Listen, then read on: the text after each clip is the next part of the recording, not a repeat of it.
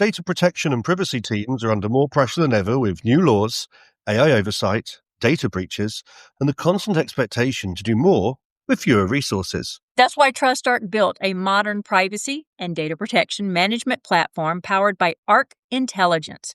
It unifies your tools, automates the work that slows you down, and surfaces what matters most right when you need it. From guided quick actions to our intelligent assistant, Ask Arc, you get credible, contextual answers backed by expert research, not generic AI guesses. Finally, privacy that works the way privacy pros work. Learn how TrustArc helps teams move faster with confidence at trustarc.com/serious-privacy.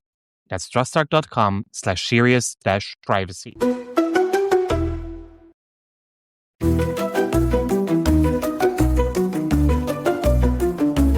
You're listening to the award-winning Serious Privacy podcast sponsored by TrustArc. Please welcome your hosts, Paul Breitbart, Ralph O'Brien, and Dr. Kay Royal.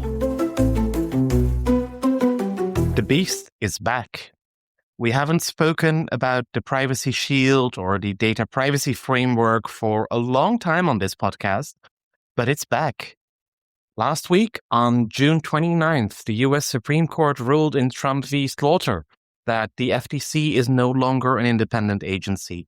And it is time for us to discuss what that means for the world of privacy and data protection. And that in the week where the United States celebrates their 250th birthday as an independent country and as the greatest democracy in the world, in their own words. My name is Paul Breitbart. And my name is Ralph O'Brien. And I'm Kay Royal, and welcome to Serious Privacy. Unexpected question. How do you celebrate the 250th birthday of a country? You stay at home with your dogs who are not scared of fireworks. You wrestle on the lawn, apparently. You do a bake sale. Oh, there you go. You go out to the farmer's market kind of thing in the little towns and you listen to bands that I'm not going to drag Tim to because they're all country music. Very good. So your unexpected question. Both of them just nodded their head straight down. I've said this on the podcast before that one of my husband's favorite joke is, tell me, what type of music do you hate the most? And second, why country? You do realize that you're now implying that you have multiple husbands at the same time. Did I? Yeah. You said one of my husbands is asking the question. His joke. Not well. Anyway, okay, I'm going to hit them with a really good question this time. Okay. If they were a team of superheroes in your Cobb salad,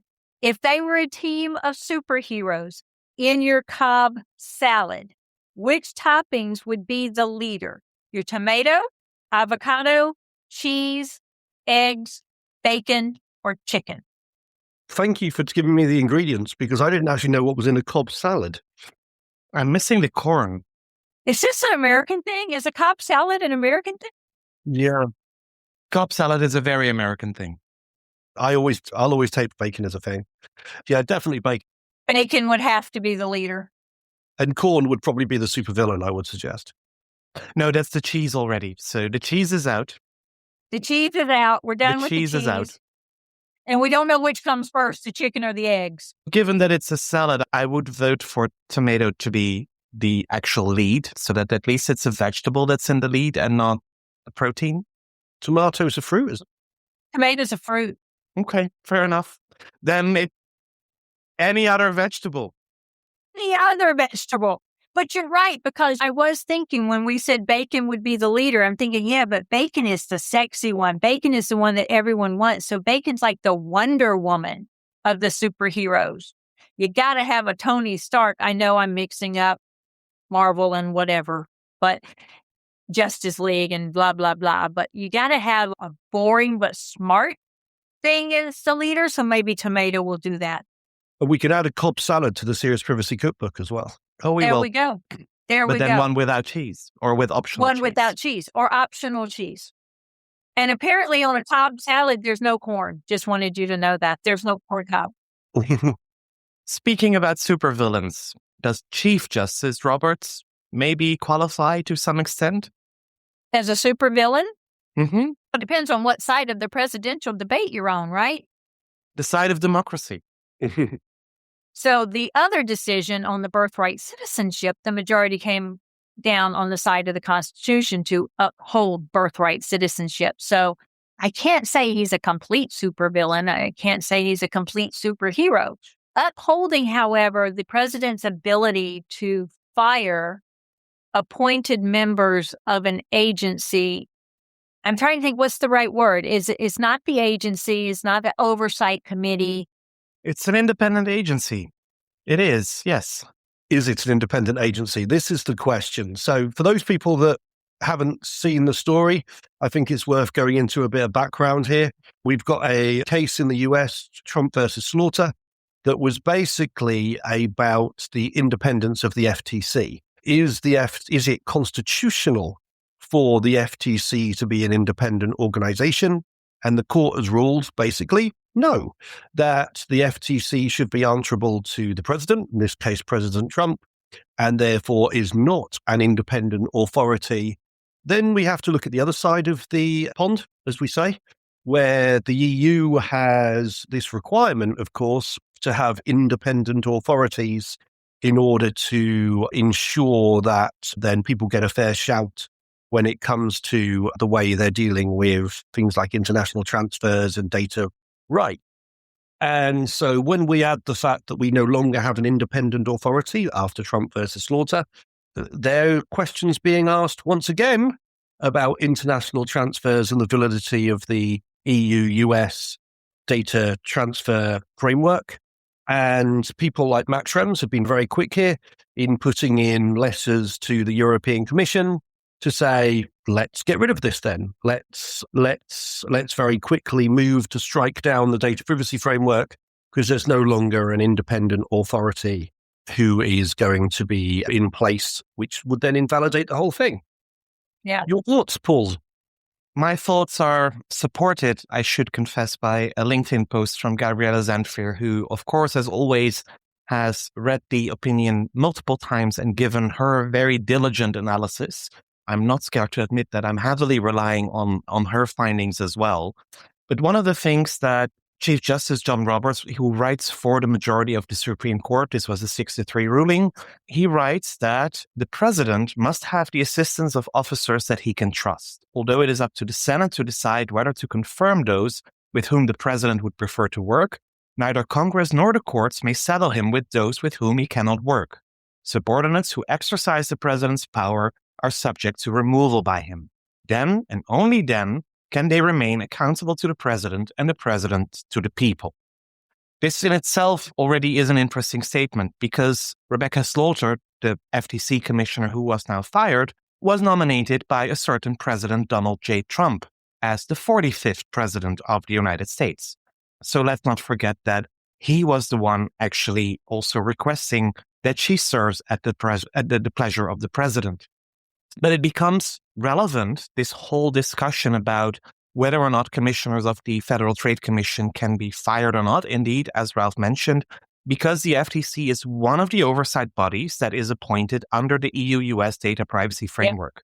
The other oversight body already has an issue, that is the Privacy and Civil Liberties Oversight Board, which does not have a quorum since they only have 1 out of 5 members appointed, with only 1 out of the outstanding 4 seats nominated before the Senate already for 2 years or a year with no progress being made. So the Federal Trade Commission now also has issues with their independence, and especially, and this is what Gabriela already writes, the European Commission notes in the adequacy decision that is the data privacy framework that in order to ensure an adequate level of data protection is guaranteed in practice, an independent supervisory authority tasked with powers to monitor and enforce compliance with the data protection rules should be in place.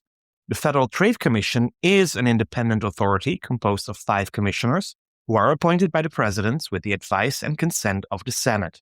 Senators are appointed for a 7-year term who may only be removed by the president for inefficiency, neglect of duty, or malfeasance in office.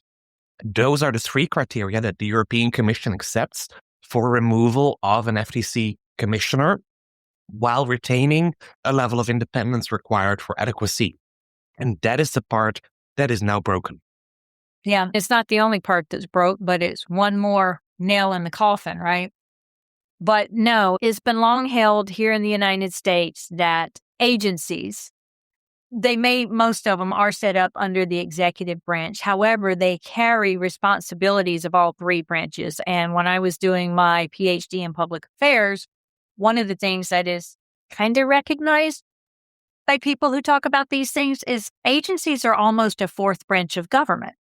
Most of them are considered independent agencies. They're the ones that are the 15 cabinet heads, but the rest of them are considered independent agencies, typically, other than the ones that fall directly under Congress.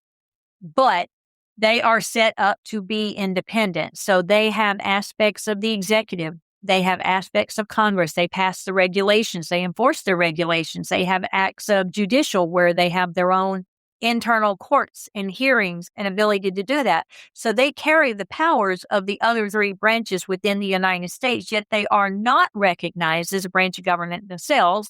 They are subordinate to one of the other branches, typically executive, sometimes congressional. But they are set up to be independent. And so the logic that the president needs to surround himself with advisors he can trust, not sure that the independent commission of the FTC was ever set up as advisors to the president. I agree. Plus, if you are in power, isn't it even more important than to have people surrounding you can trust, that you have people surrounding you who are able to speak truth to power? Not only that, but you want to surround yourself at least with a few that disagree with you, because you have to understand you're not always right. Except for Donald Trump, of course. This is certainly an issue that there needs to be checks and balances, right? That's why we say there's an executive, a legislature, a judiciary. And as Kay was saying, these independent authorities almost form a fourth branch. So to bring them under the control of the executive does shift the balance of power somewhat. And they're not as independent as Article 3 judges, right? That are appointed for life. They cannot be removed from office at the whim of any politician, doesn't matter what level of politician it is. They keep their office unless, of course, there is actual for cause to remove them. But in large part, they cannot be threatened by any type of political power because they are independent and they hold it for life. These agencies not necessarily hold it for life, but they are supposed to be independent. They're not supposed to be able to be threatened by any type of political whim, right? They have to be able to do an independent job. And the FTC was set up deliberately to be balanced. We've already been worried the past year or so about the balance being disrupted. With balance, you mean that there are both Democrats and Republicans on the committee. And if it's a Republican president, it's 3 against 2. And if it's a Democratic president, it's 3 against 2 the other way around. Yep, exactly. So there is some level of balance there. And we didn't have that anyway. I did not foresee this as the outcome of the Supreme Court case. I did not. I did not have this on my bingo card because this is a long-standing precedent. But as we've already seen from the Supreme Court, they had no problem throwing out long-standing precedents of things that we in law rely on as established provisions. However, like the other cases that have been overturned that we have relied on, maybe Congress should have made it a law. Maybe once it was overturned and not relied on, maybe Congress should have made it a law if it was that big of an injustice. And so if it is that big of an injustice here, maybe Congress should make it a law. I think that's interesting because you've then got what was happened with the PCLOB and the Data Protection Review Court as well. These had already had their internal balance, let's say, disrupted by the removal of the Democratic voices. So there was an argument, of course, that regardless whether the FTC is an independent authority, the balance had already shifted anyway, perhaps, that there was already a broken system when it comes to the EU-US data transfer. And I should say, from my perspective, by extension, the UK extension and the Swiss extension to that. Yeah, there's already a balance broken, right? Because we know the U.S. does not have in place what it needs to have in place to be considered equivalent. No, they do not. And we will see what will happen here. There are a few options. First of all, the European Commission, for any adequacy decision, is always allowed to repeal it. Yeah.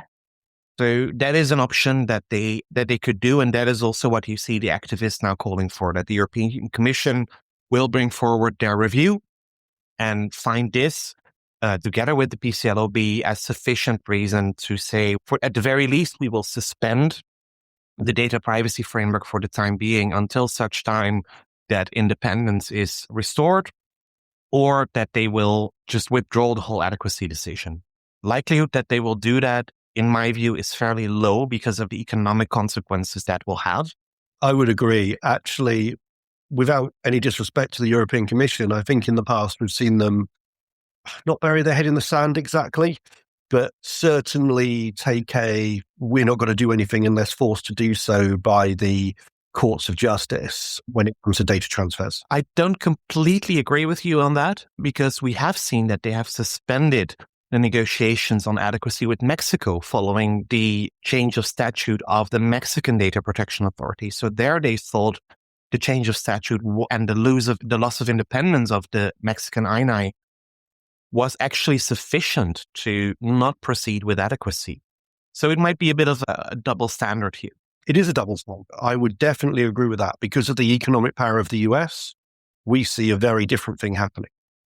Yeah. So I don't think it's likely that they will suspend or repeal the DPF immediately. However, next year, in 2027, the regular joint review of the data privacy framework is up. Yeah. And there it's unavoidable that they will need to address these issues as well. The lack of quorum at the PCLOB, the lack of independence now at the Federal Trade Commission. So these two topics will need to come up and will need to be addressed at the joint review. There are data protection authorities participating in that as well. So even if the Commission doesn't bring it up, I do expect that the data protection authorities will. And if it is not included, any conclusion or even any discussion of these points in the joint review, there will also be outcry from the European Parliament. Yeah, I agree. Looking close to home here in the UK, actually, one of the things I was concerned about with the Data Use and Access Act and the ICO here, stopping being a single individual and becoming a commission as such, perhaps under new leadership, I was concerned that the new legislative focus and their new mission would bring them more under the auspices of the government and therefore not be an independent authority in the way that the European ones are, for example.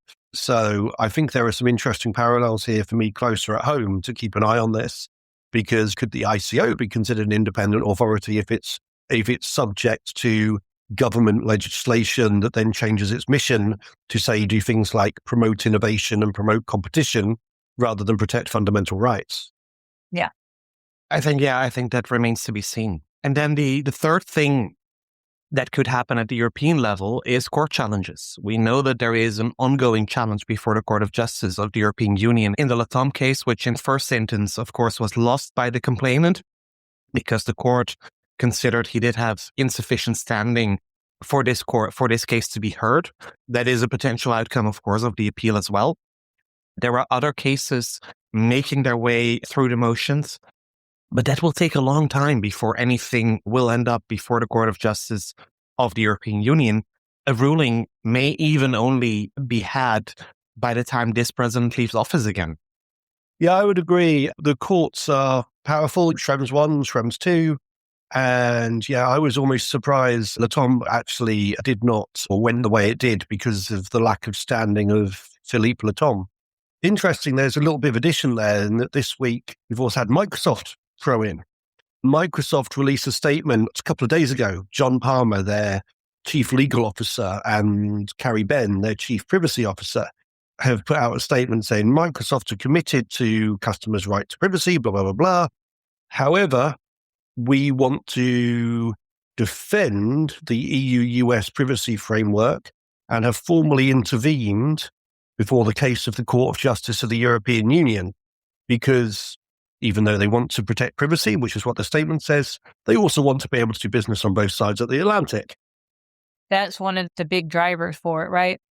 Yeah. So Microsoft say that it's a critical bridge promoting stability, beneficial transatlantic ties, economic growth, prosperity, and they want to uphold strong safeguards where they think Latom would dismantle it. So they have filed as an intervener to file legal briefs in support because they want to uphold the framework, because they want to do business. So it's interesting that Latombe may not have standing, but Microsoft does.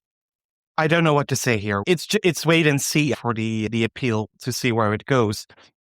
It's not all bad news these weeks when it comes to the data privacy framework, because we also have the positive of FISA 702 expiring on the 12th of June. And there is no agreement in Congress, not in the House, not in the Senate, for any further extension of the Foreign Intelligence Surveillance Act, all the programs that Edward Snowden revealed back in 2013. So the statute has lapsed because this is one of those laws that has a horizon provision, meaning that it auto-expires unless it is actively renewed by an act of parliament. That has not happened because Senate and House just couldn't agree on what the reauthorization should look like. The administration wanted a clean reauthorization without any additional reforms. A bipartisan coalition pushed for stricter safeguards. And in the end, nothing was adopted.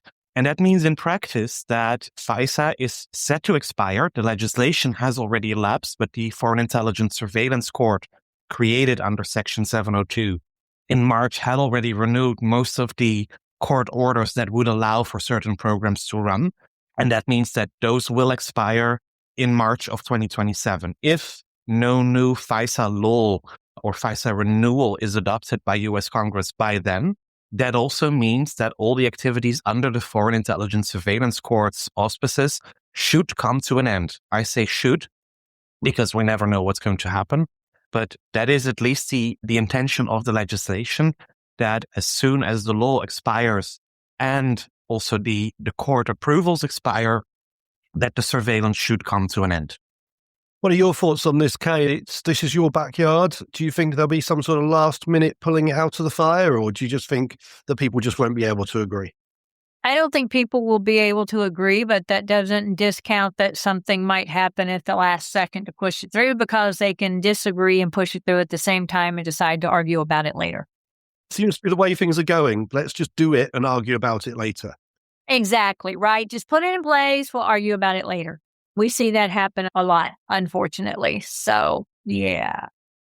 I don't know, y'all. I'm a little discouraged by the U.S. at this point.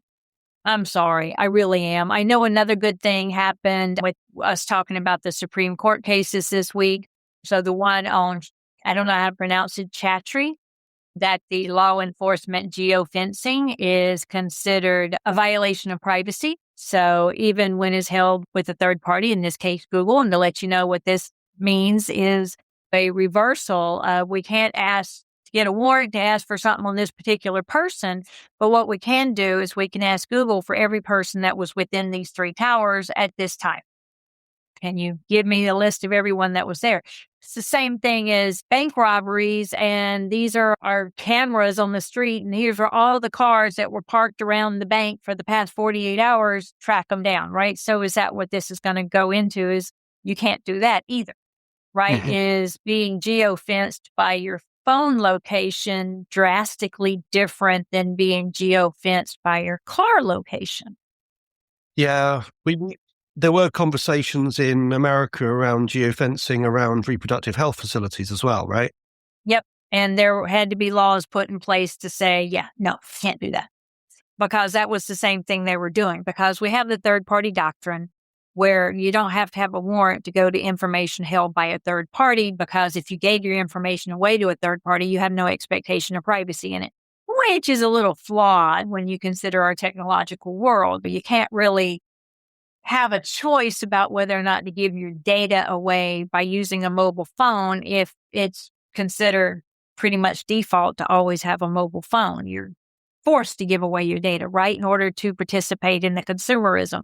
You could always choose not to, but it's the same thing. If you want internet, you choose to give away your data. So I'm not really sure the third-party doctrine is completely defensible on those grounds, but that's where it comes from, right? And I don't know, do y'all have things like the third-party doctrine overseas? No, that's a very American thing.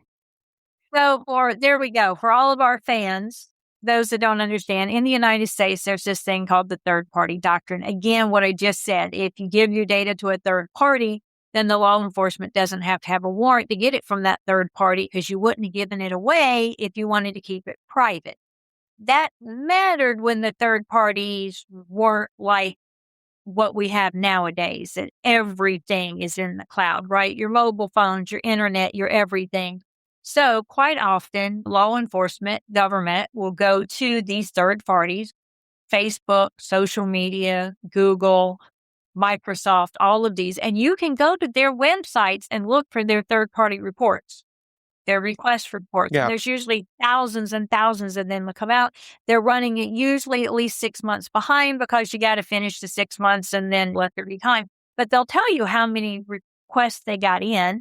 There's a little bit of detail over the kind of information they're looking for, and then the number of requests that they granted.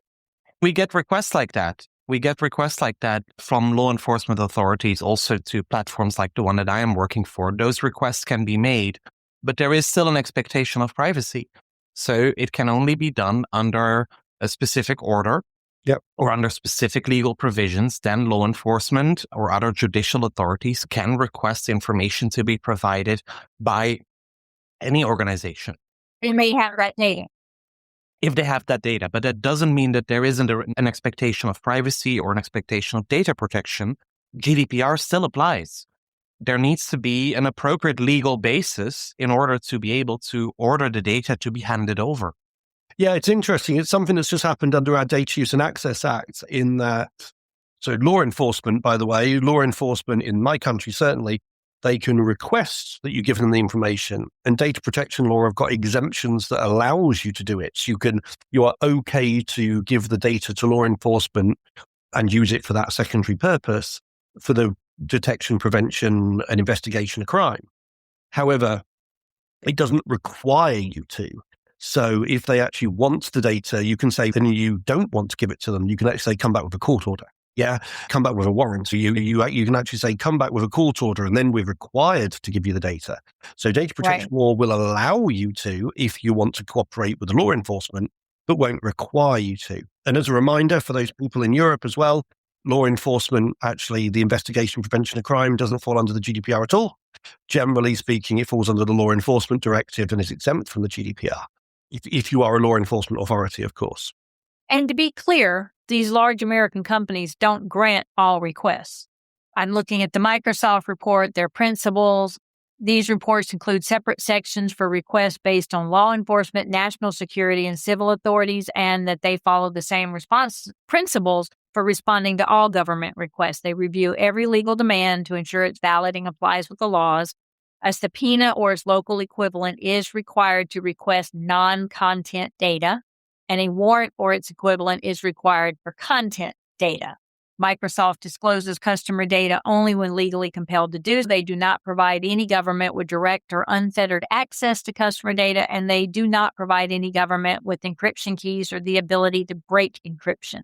So all of them will typically post some sort of principles, what they follow to do it. And so total number of law enforcement requests for the second half of 2025, I don't think this is cumulative, is 27,412. Yeah. 61.3 were non-content disclosures, 20.6 were rejected, 12.9 there was no data find, and 5.1% content disclosures were made. I was looking at Apple's as well, and it's actually quite interesting to see how it changes per country. Like how many countries get in how many requests. I think that's fascinating. That's quite telling, actually. Oh, yeah. The larger ones do that as well. And so don't get me wrong. Third-party doctrine doesn't mean everything is wide open to everything, but companies have had to determine what their requirements are. I was going to go look and see if it was different for things like Facebook and LinkedIn, right? I've got some couple of other things before we wrap up today, just some quick ones. I saw some news in Australia. They're looking to double the maximum penalty for platforms in breach of the social media ban. That ties into our episode we did a couple of weeks ago with Faye, which I've got some beautiful feedback on, by the way. Lots of people reached out to me and said how lovely it was. Good. It was excellent. It was excellent. She was so well spoken. So I do think it'd be great to get one of our Australian friends, someone like Alex or Annalisa Mones on the podcast. Paul, I think you said you wanted to talk about the Canadian potential changes as well. Yeah, there are 2 new legislative proposals from Canada, so we'll try to get some of our Canadian friends back on to talk us through that. And I had one little interesting story, which actually led to me getting into a little bit of an argument online, because a man must be right on the internet, apparently. But we had a little bit of a story here, and it was the first one I've seen in the UK about the Meta Ray-Ban glasses. It was, and basically, I'm going to call him an ex-celebrity, a guy called Michael Barrymore, who was a TV presenter in the 90s who fell into disgrace. Is that the right word? Because of a death in his swimming pool, basically. But he has been very active on TikTok, apparently, filming people in their workplace on his smart glasses. Now, it's really interesting because the BBC had commissioned the story and said he's in breach of data protection law. And John Baines, commentator here, had come and said, no, I don't think he is, because he's using the artistic and journalistic exemption. Mm-mm. I don't think the BBC should have said that he was in breach of data protection law. That's up for the regulators and the courts to decide. So I don't think the BBC should have outright said that. But I do think it's interesting exploring the limitations of things like journalism and artistic exemptions for things like filming people in the workplace on smart glasses and posting it on TikTok. Yeah, I'm not sure that would qualify as journalism, to be Right. honest. It does remind me of a story I read about in the Belgian newspapers earlier this week. There is this TV presenter who prides himself about the number and the type of women that he's slept with. And he's very vocal about that in his broadcasts and in his shows, and I think in podcasts and whatever. And apparently he has now written a summer quiz book, so with quizzes that you can do on the beach when you're on vacation, but all about him, talking about an ego. And one of the quizzes is that he has included the initials of 70 women, including the city that they live in, as one of the quizzes. And those women are supposedly women that he slept with. Oh, God. This is a book that's gone for sale today, and Belgian privacy experts are actually outraged, like saying this is a violation of data protection law, also a violation of the privacy of these women. This is not something you can do. The editor says, oh, we had no idea that there could be a privacy aspect to this. But hearing Ralph, they could probably make an argument that this is a journalistic or artistic exception, even though I find it disgusting and disgraceful to do something like that. But that could probably be a defensible line in court. Wow, that's a really interesting conversation. And suddenly you're silent. Kay, you're never silent. Never silent, just a look of disgust on my face, mean anything. Oh, we share that one. Yeah, it's a really interesting legal argument. I personally think you just can't claim anything as harm in journalism, but does the law, and my argument with John is, I said, who has the artistic merit? And John quite rightly Right. perhaps said back and said, does the law say merit? Does the law say the art has got to be good art? That's the continuous discussion about the National Endowment of the Arts. Yeah, in most locations, the law is the law.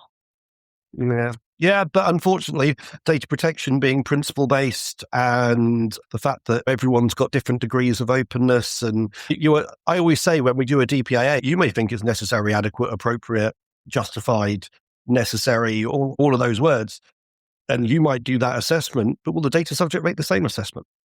And to bring it back to where we started, the law is the law unless the court says that the law isn't the law. The law, yeah, and overturns 100 years of the law being the law. But yeah, if people really cared about the law being the law, they would make it a law. So on that note, we'll wrap up another episode of Serious Privacy.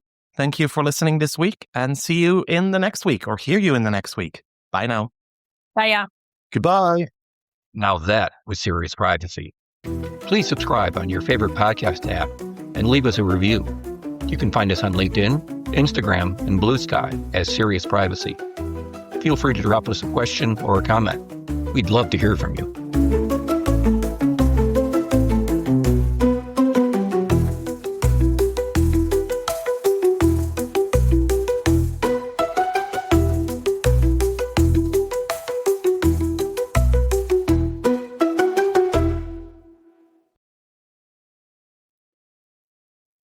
you're a data protection or privacy professional, you already know the pressure. Non-stop regulatory change, AI oversight, internal demands, and the expectation to somehow stay ahead of it all. And the old patchwork of tools just isn't cutting it anymore. No.